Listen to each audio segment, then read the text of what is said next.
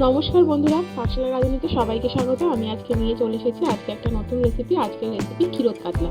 ক্ষীরোদ কাতলা বানানোর জন্য নিয়ে নিয়েছি এখানে রুই মাছের পিঠের মাছ, তাতে নুন আর গোলমরিচ মাখিয়ে নিচ্ছি। আমি এখানে কোনো হলুদের ব্যবহার করব না, আর রান্নাটা আমি সাদা তেলে করছি। কড়াইতে সাদা তেল দিয়ে রুই মাছগুলোকে আমি কিন্তু ভেজে নেব। এপিট ওপিট করে একটু লাল লাল করে ভেজে তুলে নেব। যতক্ষণ ভাজা হচ্ছে ততক্ষণ আমি একটা টুকরো আদা নিয়ে নিয়েছি একটা টমেটো। এটার আমি একটা মিক্সি জারের মধ্যে দিয়ে পেস্ট বানিয়ে নেব।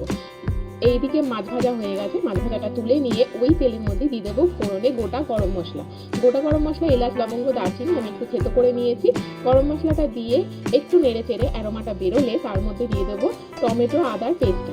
একটু ধনে গুঁড়ো আমি দিয়েছিলাম ওই 1 টিস্পুন মতো, দিয়ে আমি কষিয়ে নিলাম। তারপরে দিয়ে দিচ্ছি গোলমরিচের গুঁড়ো দিয়ে আর একটু কষিয়ে নেবো। আর এদিকে একটা বাটিতে দুধ নিয়ে নিয়েছি, দুধের মধ্যে দিয়ে দিয়েছি ময়দা 1 চামচ পরিমাণ। ময়দাটাকে ভালো করে গুলে নিয়েছি, নিয়ে এইভাবে করে আমি ওই দুধটাকে ওই কষানো মশলার মধ্যে দিয়ে দিলাম।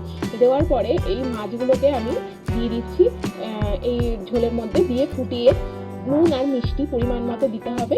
একটু মিষ্টি ঝাল রান্নাটা হবে, তোমরা অবশ্যই নুন মিষ্টি একটু দিও, তাহলে খেতে ভালো লাগবে। দিয়ে দিলাম 4টে চেরা কাঁচা লঙ্কা, দিয়ে একটু ফুটে উঠলে একটু উল্টে পাল্টে তারপরে নামিয়ে গরম গরম ভাতে পরিবেশন করবো ক্ষীরোদ কাতলা। এটা কিন্তু পোলাওয়ের সাথেও খেতে ভালো লাগবে। তোমরা কিন্তু অবশ্যই বাড়িতে বানিও এবং আমাকে জানিও তোমাদের কেমন লেগেছে এই রান্নাটা। যদি ভালো লাগে লাইক, কমেন্ট, শেয়ার করো। আর নতুন দর্শক বন্ধু হলে চ্যানেলটি সাবস্ক্রাইব করে পাশে থাকার অনুরোধ জানালাম। সবাই ভালো থেকো, সুস্থ থেকো আর সঙ্গে থেকো, দেখতে থেকো পাঠশালা রাঁধুনি। আর হ্যাঁ, নামানোর আগে কিন্তু একটু ঘি ছড়িয়ে নামিও, খেতে ভালো লাগবে।